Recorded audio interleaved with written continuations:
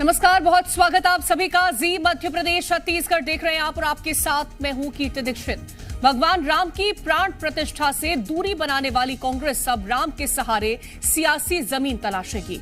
मध्य प्रदेश में कांग्रेस अब राम यात्रा निकालने जा रही है, जिसके चलते महंगाई, बेरोजगारी की कांग्रेस याद दिलाएगी। सरकार के वचनों को पूरा करवाने के लिए राम यात्रा निकाली जाएगी।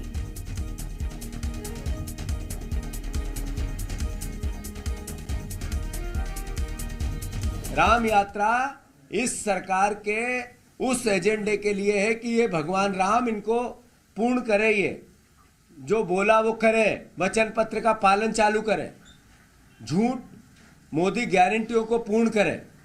एक गारंटी मोदी की अगर पूरी हुई हो जो 2014 में बोली, या एक गारंटी जो 2023 के चुनाव में बीजेपी ने यहां दी थी, तो कोई बीजेपी के प्रदेश अध्यक्ष तय कर सकते हैं मुझसे, मैं करने को तैयार हूं, उनके ऑफिस जाके करने को तैयार हूं।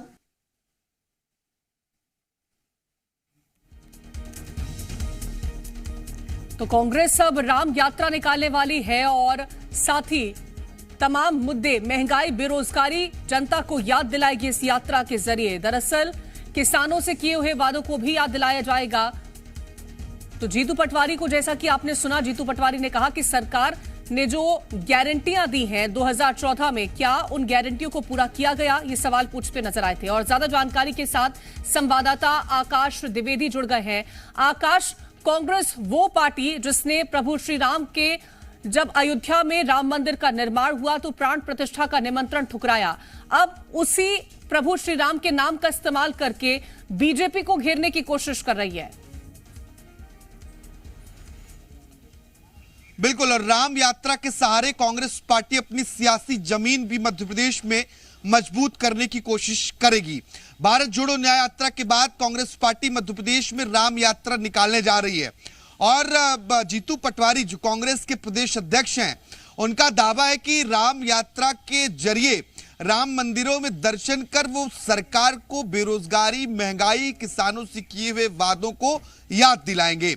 दरअसल कांग्रेस पार्टी ये कह रही है कि लोकसभा का चुनाव नजदीक है, लेकिन 2014 के बाद से जो मोदी की गारंटी है और 2023 में जो गारंटी दी, वो गारंटियां पूरी क्यों नहीं हुई, और इसी बात को लेकर राम यात्रा के माध्यम से सरकार को याद दिलाया जाएगा कि उनके वचनों को पूरा करना है। जीतू पटवारी ये चैलेंज कर रहे हैं कि अगर एक भी गारंटी पूरी हुई हो तो बीजेपी के चाहे प्रदेश अध्यक्ष उनसे बहस कर सकते हैं।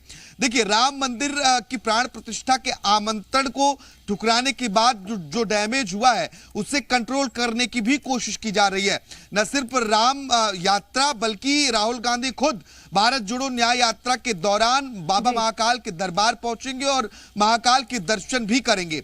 लोकसभा चुनाव नजदीक है और लोकसभा चुनावों के ठीक पहले इन डैमेज को कैसे पार्टी कंट्रोल करती है ये देखना होगा। और इसके पहले भी कई अभियान, कई यात्राएं शुरू हुई, लेकिन वो आगे जाकर कहां गई इसका कुछ पता नहीं चला। ऐसे में जो जीतू पटवारी जिस नई यात्रा के बारे में जिक्र कर रहे हैं, जो भगवान राम के नाम के सहारे निकाली जाने वाली है, वो कब तक शुरू होती है और कितना कारगर एमपी कांग्रेस के लिए होती है, ये देखना महत्वपूर्ण होगा। हालांकि कांग्रेस पार्टी की अभी नई टीम है और ये नई टीम उत्साह में नजर आ रही है। बिल्कुल, नई टीम उत्साह में नजर आ रही है। अब क्या कमाल कर पाती है इस राम यात्रा के दौरान, वो तो हम देखेंगे ही। आकाश, बने रहिए, और भी जानकारी आपसे लेंगे। और हमारे साथ नेहा बग्गा जी जुड़ गई हैं, प्रवक्ता हैं बीजेपी की। बहुत स्वागत है नेहा बग्गा जी आपका।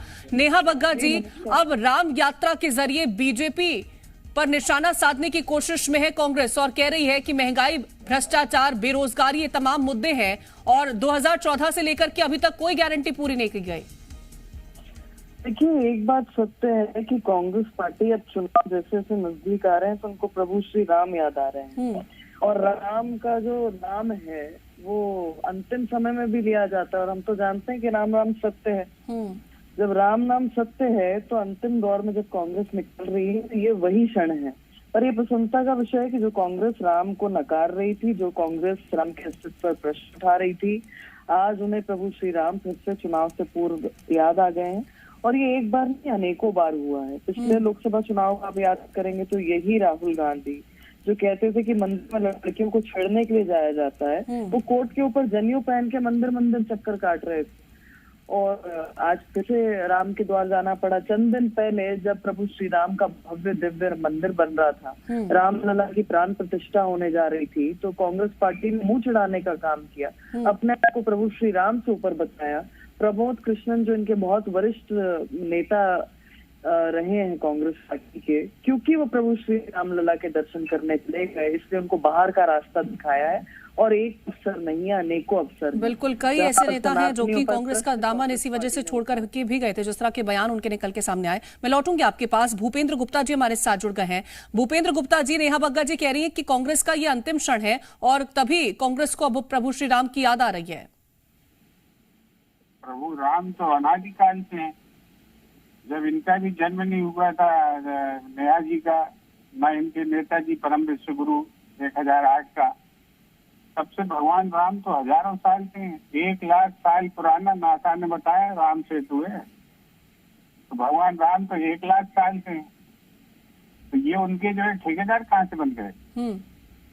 और इनने जो है इनका भगवान राम से भागता तो 1980 से चालू हुआ, जब इनने अपनी दुकान लगाई रथ यात्रा की। उसके पहले तो ये राम का नाम भी नहीं लेते थे। तब तो जो है गांधी जो है 1900 के दशक में जब जो है रघुपति राघव राजा राम गाते थे, तब तो ये रामधुन गाते हुए गांधी को गोली मार दी गई जी। राम भक्त के हत्यारे और राम भक्ति की ऐसे बातें करते जैसे इनके लिए पेटेंट लिख दिया, इनके साथ एग्रीमेंट हो गया। भगवान रामचंद्र जी का राम सबके भगवान है, सबके देवता है, सबकी उनमें आस्था है, सब उन्हें प्राणों से चाहते हैं। वो जो है कोई पार्टी के नेता थोड़ी है, ये उन्हें पार्टी का नेता बनाना चाहते हैं अपने स्वार्थों के कारण। मध्य प्रदेश में राम राज की बातें करते हैं, जो वादे किए उन्हें पूर्ति नहीं करते। रोज जो है बच्चियों से बलात्कार होते हैं। ये तो स्वयं जो है महिला और यही क्या गिनवाने की कोशिश अब कांग्रेस कर रही है फिलहाल के लिए कि क्या जो वादे किए गए थे वो पूरा नहीं किया गया, और इसी वजह से राम यात्रा भी निकालने की आप कोशिश कर रहे हैं कांग्रेस अब? राम यात्रा हम सिर्फ जो है ये याद दिलाने के लिए निकाल रहे हैं कि जो राम का राम राज है, राम राज्य में जो है सत्य की जो मर्यादा है, उस मर्यादा का भगवान ने पालन किया है, तुम भी पालन करो। भगवान का राम नाम का लेकर झूठ बोलने वाले लोग जो है, झूठ बोलने वाली बातें थोड़ी चलेंगी निरंतर। कितना झूठ बोलोगे? ठीक है, तो आप उनके वादों को याद दिलाने की कोशिश कर रहे हैं। अब वो वादे देखिए वो पूरे करते हैं कि नहीं करते, और आप कितना याद दिला पाते हैं कि नहीं दिला पाते हैं। बहुत शुक्रिया फिलहाल आप दोनों का हमारे साथ इस चर्चा में जुड़ने के लिए।